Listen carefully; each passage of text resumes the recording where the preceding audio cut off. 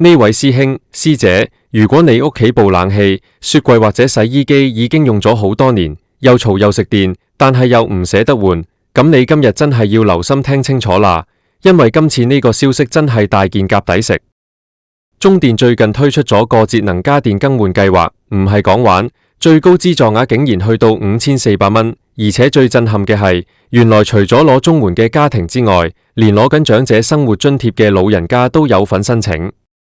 今次我會由頭到尾，將成個申請流程，邊啲電器換得，去邊度申請，甚至係大埔宏福苑嘅特別支援措施，一次過同大家拆解晒。大家成日都話香港生活艱難，電費又加，物價又貴，如果屋企部舊電器壞咗，真係一筆好大嘅開支。中電呢個節能家電更換計劃，其實係為咗幫一啲基層家庭或者弱勢社群，將屋企嗰啲舊式、好電量高嘅電器，換成一啲有1級能源標籤嘅節能家電。咁樣做有兩個好處：第一，換機嗰陣有補貼，你唔使出晒全數；第二，換咗之後，因為新機慳電好多，長遠落嚟你每個月嘅電費都會平咗，變相係幫你慳埋未來嘅錢。首先我哋講下最緊要嘅資格問題，究竟邊類人先可以申請呢？以前好多呢類資助都淨係俾綜援戶，但係今次擴大咗範圍。如果你係中電嘅住宅客戶，而你又係符合以下其中一個類別，你就可以申請。第一類係領取綜合社會保障援助，即係我哋俗稱嘅綜援。第二類亦都係好多人忽略咗嘅，就係領取長者生活津貼。無論你係領取普通長者生活津貼定係高額長者生活津貼，只要你係年滿65歲嘅老人家，而你個中電戶口係用自己名或者同住家人名義登記，你就有機會申請到。第三類係領取傷殘津貼嘅人士，仲有一類就係一啲參加咗中電全城慳電大行動而又被選中嘅基層家庭。講到呢度，大家最關心嘅一定係嗰2700蚊同5400蚊係點樣計出嚟嘅？一般符合資格嘅家庭，每戶最高可以獲得2700蚊嘅資助。呢個2700蚊可以用嚟買一啲指定嘅節能家電，包括變頻式冷氣機、有1級能源標籤嘅雪櫃、洗衣機或者係電熱水爐。咁邊個可以攞到5400蚊呢？原來係咁樣計嘅。如果一個單位入面有超過一個符合資格嘅住戶，例如一個單位入面住咗2位老人家，而佢哋係分開領取長者生活津貼嘅，或者係一屋兩伙嘅情況，資助額就有機會可以搭加，最高去到5400蚊。不過大家要注意，呢個係要視乎中電嘅最終審批同埋單位嘅實際情況，最穩陣係申請嗰陣問清楚。咁究竟有咩電器可以換？今次計劃涵蓋咗4大類。第一類係變頻式冷氣機，大家知唔知道舊式嗰啲非變頻冷氣機，摩打一開就全速行，夠凍就停，一停一開其實好嘥電。而變頻冷氣機會根據室溫自動調節轉速，1級能源標籤嘅變頻冷氣機，隨時比你部舊機慳返4成至5成電費。第二類係1級能源標籤嘅雪櫃，雪櫃係1年365日，1日24小時都要開住嘅電器，換部慳電嘅真係好緊要。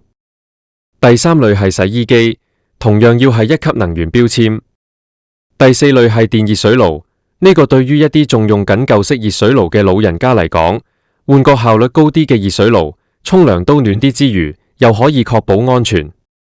講到宏福苑嘅居民，點解我特別提呢個地方呢？因為宏福苑最近有一啲支援措施，係鼓勵居民進行家居節能。如果你係宏福苑嘅居民，而你又符合上述嘅長者生活津貼或者綜援資格，你一定要趁呢個機會去申請。因為宏福苑有啲社區組織或者區議員辦事處會特別提供協助，幫一啲唔識填表嘅老人家去處理呢啲手續。所以宏福苑嘅老街坊，記得問下你地座頭或者附近嘅支援站。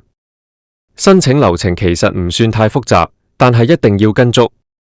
第一步，你要先確定自己係咪符合資格，準備好你領取津貼嘅證明文件，例如社會福利署發出嘅津貼通知書。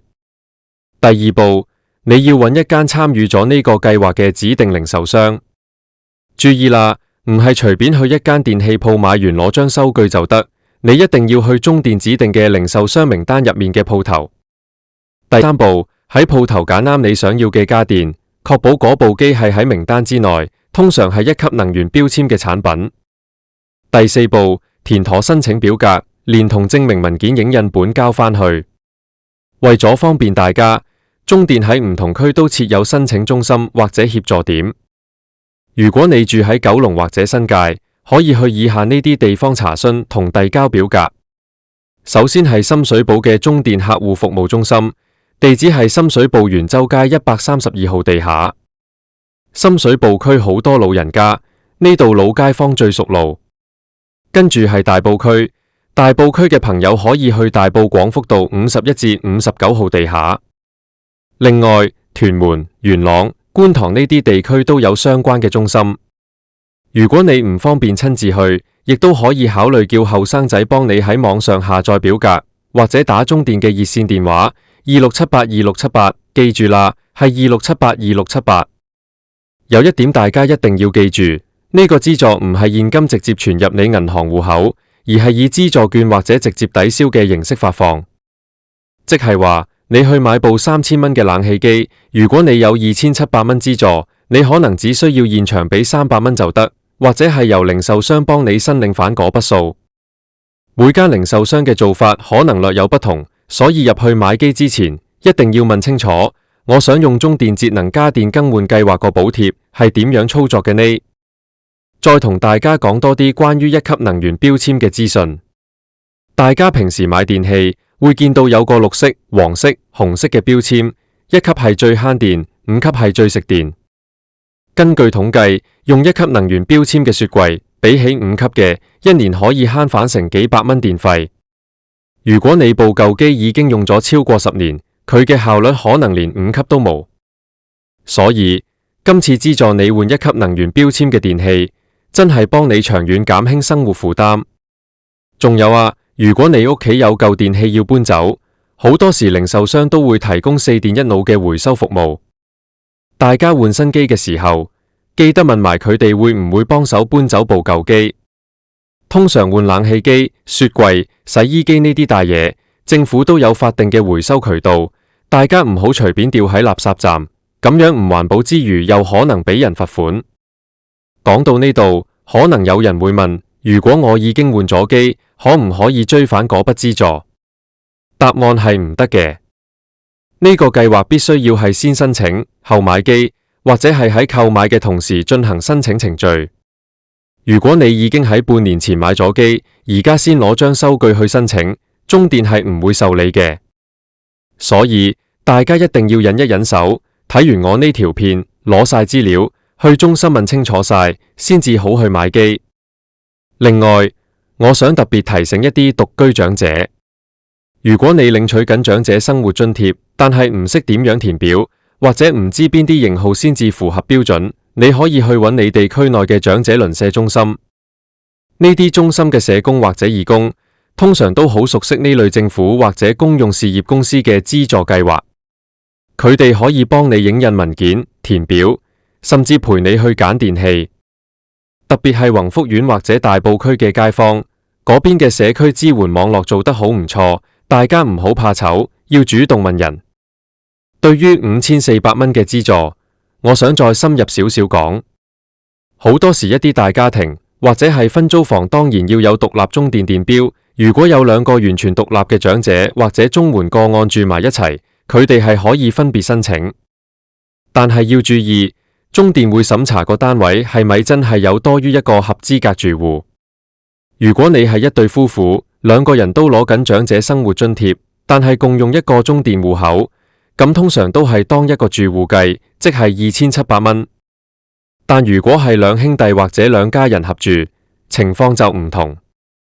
呢啲細節位，建議大家去中電中心嗰陣，帶埋你哋嘅住戶資料去問清楚。大家要留意，呢類計劃通常都有1個名額或者撥款上限，即係話如果中電嗰筆錢用完咗，或者嗰年嘅配額滿咗，佢哋就會停止接受申請。所以唔好諗住遲啲先啦，下年先啦。如果你屋企部電器真係老舊，而家就係最好嘅時機。特別係而家係3月，好快就入夏，到時人人搶住買冷氣機，可能連安裝都要等好耐。趁而家春天，天氣未係最熱，去申請定換定部變頻冷氣機，咁你嚟緊成個夏天就可以涼得舒服又慳電啦。講返大埔宏福苑，點解呢個屋苑成日會被提及？因為宏福苑係一個相對成熟嘅屋苑，入面住咗好多退休嘅老人家。早前亦都有消息指，宏福苑有啲大廈正喺度進行一啲節能工程或者改善措施。如果你係住喺呢類有參與綠建環評或者智慧用電計劃嘅屋苑，有時仲會有額外嘅積分或者小禮物。雖然家電更換係中電全港性嘅計劃，但住喺宏福苑呢類積極參與環保嘅社區，資訊流通會快好多。大家記得互相提醒。總結一下今日講嘅重點：第一，中電節能家電更換計劃。資助額由2700蚊到5400蚊不等。第二，合資格人士包括綜援戶、長者生活津貼領取者、65歲或以上、傷殘津貼領取者。第三，資助範圍包括變頻冷氣機、有1級能源標籤嘅雪櫃、洗衣機同電熱水爐。第四，一定要去中電指定零售商買機，唔可以事後追溯。第五，申請地點包括深水埗、大埔等中電客戶服務中心。如果你聽到呢度，覺得呢個資訊幫到你，或者你身邊有長輩住喺中電供電範圍，即係九龍、新界同大嶼山，記得將呢個消息話俾佢哋聽。好多老人家可能連自己有資格攞資助都唔知，白白浪費咗呢個改善生活環境嘅機會。大家幫手分享出去，可能你一個提點，就可以幫到一位老人家喺夏天唔使再為咗慳電費而唔敢開冷氣。最後，我想補充少少關於電熱水爐嘅選購建議。